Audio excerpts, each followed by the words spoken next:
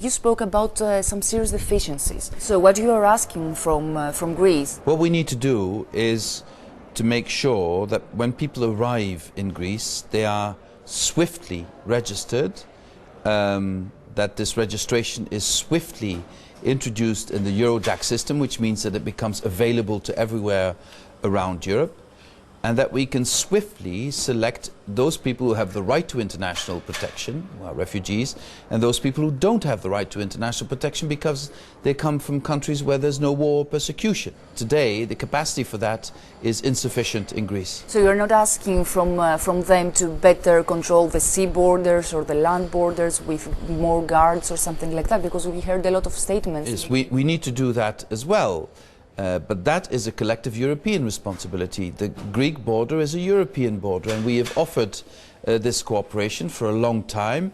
The Commission has also put on the table a proposal for a European border and coast guard. I think this is very important. Yes, but if the EU Commission comes and says to a member state that you can be excluded from the Schengen zone, practically speaking, in 3 months, then the message that you send is like policies like the one that Mr. Orban, for example, adopted. One, we go there. This is a call to arms. It is not a warning, it's not a threat.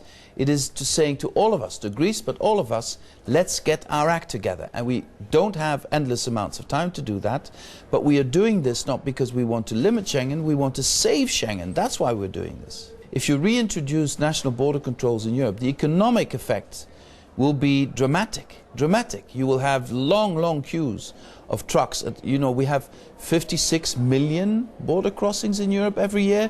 If you make that more difficult, you will have the economic consequences will be very negative. Could you admit that the EU response to this crisis has failed? It's not the EU as such that has failed. It's the lack of confidence between member states that is causing the problem, because those member states who are getting the ultimate consequences of this, like Germany, Sweden, the Netherlands, Austria, those countries are asking of the countries where people arrive, like Greece and Italy, to do a better job at controlling the borders.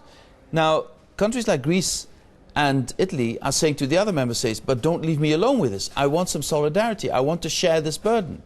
And as long as you don't share the burden, why should I do a better job at controlling borders? And the others are saying, as long as you don't do a good job at controlling the borders, why should I do a better job at burden sharing? So there is a problem of trust between the member states. So we need to do these things at the same time. Do you have time?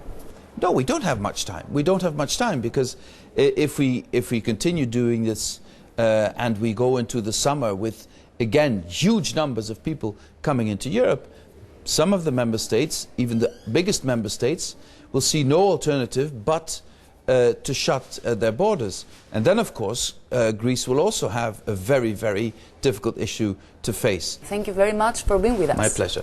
My pleasure.